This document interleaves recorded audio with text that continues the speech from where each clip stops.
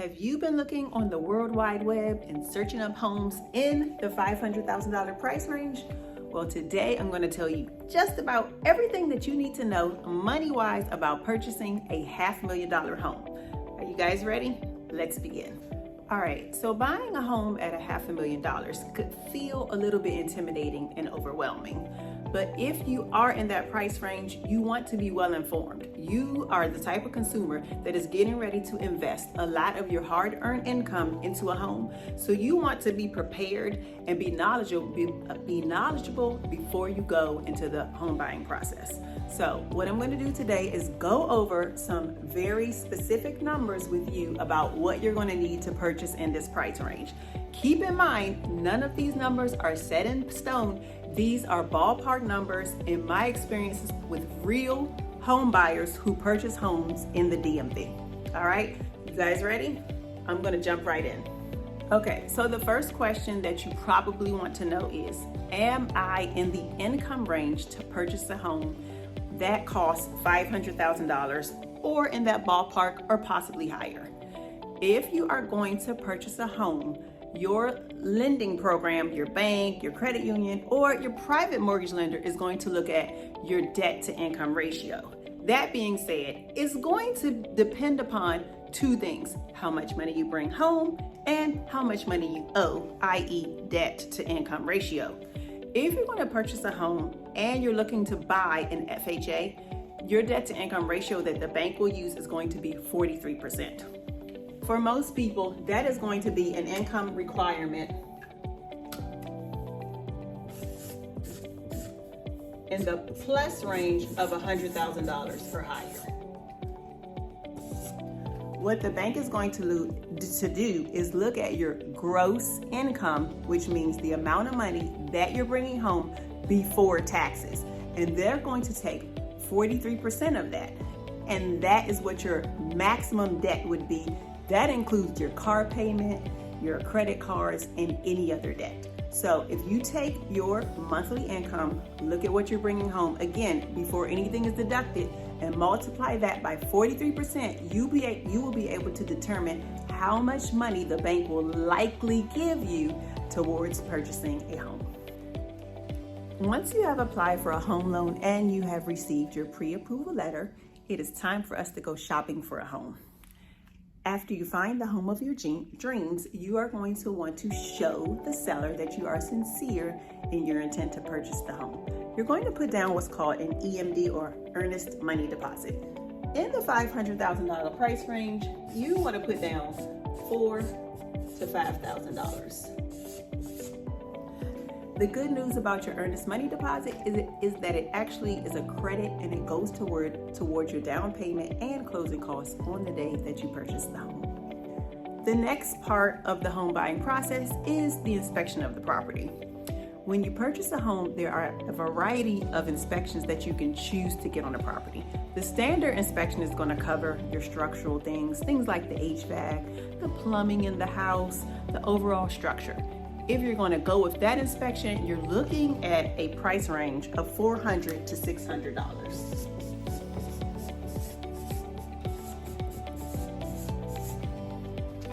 There are many different types of inspections that you can add, such as termite inspection, chimney inspection, mold inspection, radon inspection, termite inspection. Did I say that one already? So the cost of these inspections, of course, can get much higher.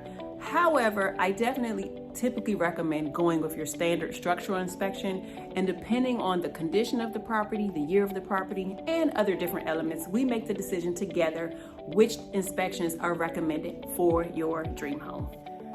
The next part of your home buying journey is the appraisal. So once your contract is ratified and you start with your inspection, the bank will order the appraisal of the property.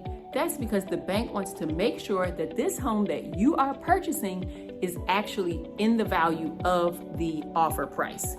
A bank is not going to back a loan for a home that is not valued at the sales price. So how much does an inspection cost? It depends on the bank, but we're looking anywhere between $400, $650. It could be a little bit higher.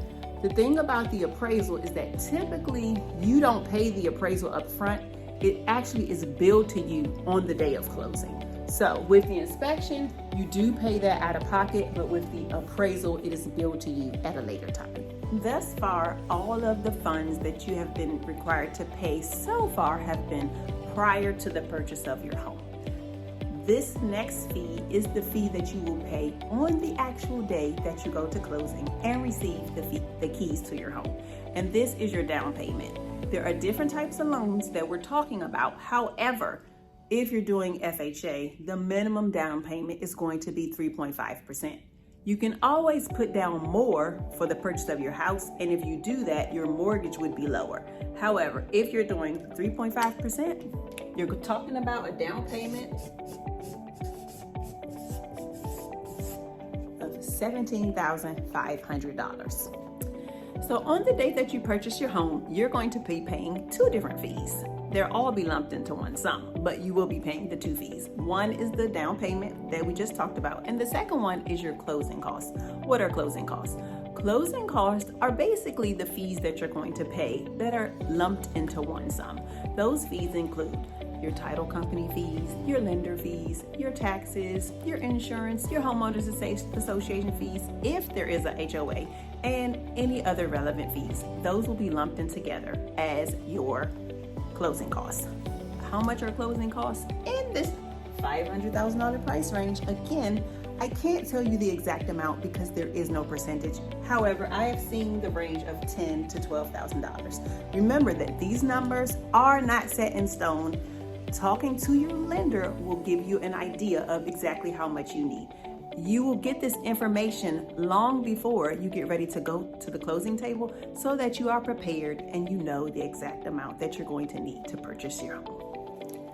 Before I tell you the most important number that you are concerned with, which is your monthly mortgage payment, be sure to stick around for the end of the video so I can tell you about some special programs to offset your closing costs. All right, so let's talk about how much your monthly mortgage will be if you're purchasing a home for $500,000. Okay, so finally we are to the important question, the most important question that people want to know, and that is, how much will your monthly mortgage be?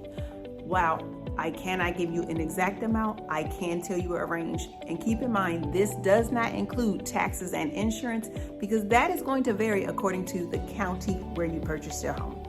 If you're using an FHA loan and you're putting down 3.5% at today's current interest rate of 6.5%, you are looking at a mortgage at about $3,500, $3,450. You're going to want to increase that again for your taxes and insurance. All right, that's everything you want to know about purchasing your home. Stay tuned for specials on home buying and credits towards your closing costs. If you're feeling overwhelmed by the amount of funds required to purchase your home, I want you to reach out to me so that we can schedule a buyer consultation. I am working with several lender partners who have special programs that will give buyers who are purchasing in Washington, D.C. or Prince George's County $10,000 towards closing. In addition to that, I have lender partners who work with medical professionals to offset the closing costs. And then finally, I have special programs for educators where you can get a buyer rebate at the closing table. Be sure to check out the comments below where you can get my contact information so that you can reach out to me via email, via DM, or on one of my socials. I am Krystal Spears, and I will see you at your home buying consultation.